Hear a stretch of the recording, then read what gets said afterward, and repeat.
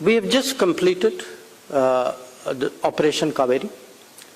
I mean, if there's still somewhere some people still stuck, obviously we would make that additional effort.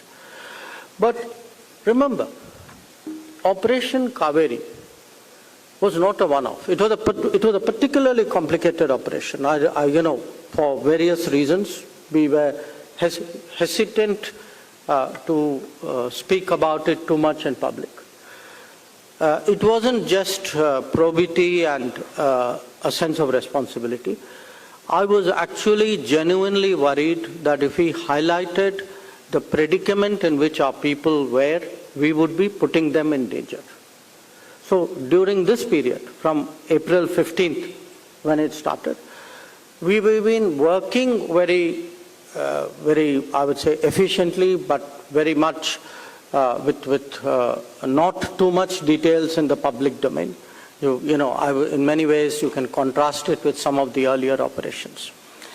Now, in the case of Operation Kaveri, we brought back almost 4,000 people, and broadly about 11–12% of them were inhabitants of Karnataka state. And you know, this was done using the Air Force. There were 17 flights. We used the Navy. There were 5 sorties by ships. But having, you know, seen a series of these operations from 2015 when we did the Yemen operation, Operation Rahat, actually this was the most dangerous operation. It was an operation where people put their lives at risk, where there were quite a few embassies in Khartoum. When the fighting started, most of the embassies left very quickly. Our embassy stayed. Our embassy stayed because there were Indians in Khartoum. And I finally had to, you know, when all the Indians had left, even then my embassy was there. My embassy was there because my ambassador and his team had that sense of responsibility. They said, no, there's still people stuck in different places. And I finally, on the day when the ceasefire broke down, I actually had to order them saying, you're putting your lives at risk. Please relocate within Sudan.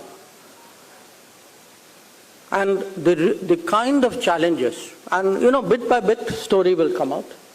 You actually had an Air Force plane land at a, I would say, not an unprepared airstrip, but an airstrip which was not regularly functional, in very poor condition, where a plane previously coming in had been shot up, had been fired at and hit.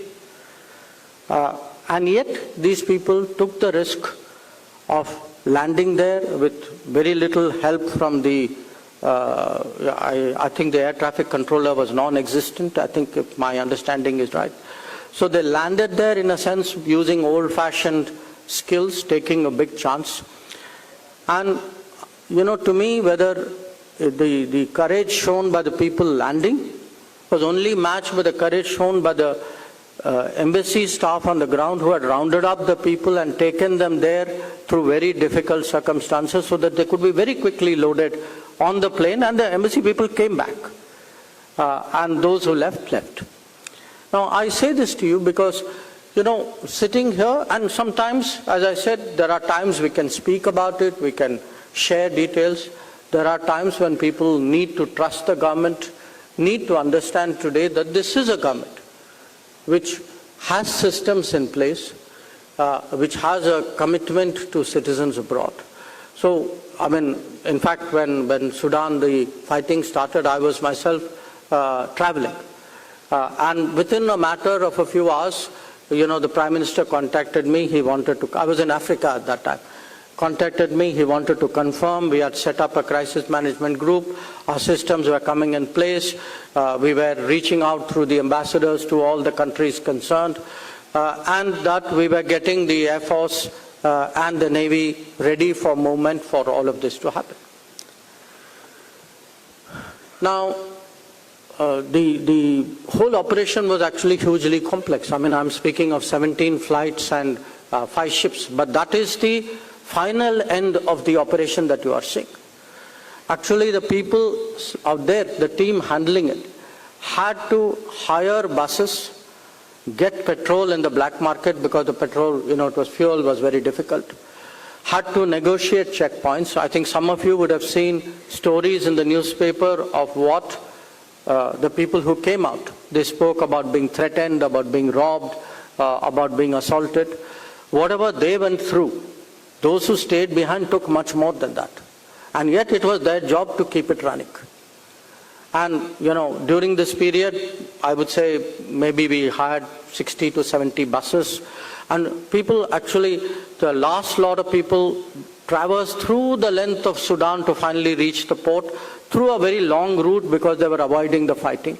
And we had another team which had to come from, we had people from Nigeria come to Chad and extricate people from the western side of Sudan. So why am I sharing these details with you? 2 reasons. Because so many of us go abroad, work abroad, live abroad at times, this is going to be a challenge for which we have to be always prepared. And when I look back at this last 10 years, just this year was Operation Kaveri, last year was Operation Ganga, year before was Operation Devi Shakti in Afghanistan. In fact, pretty much this 10 years, every year we've had at least one major operation.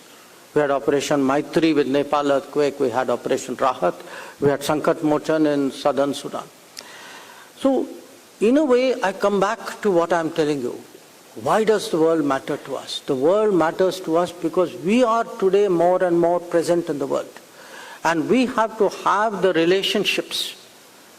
For an evacuation like this, one part of it is the bit I shared with you. How many buses, how many planes, how many ships.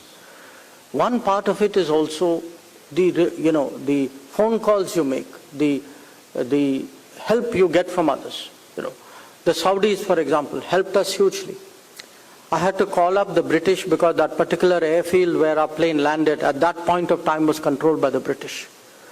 I had to ask Egypt for help because some people went north. South Sudan because they went south.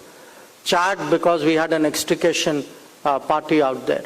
UAE because they had a very big influence on some of the forces who were fighting out there. So today we have to have in good days the relationships, the capabilities, the footprint, so that God forbid something happens.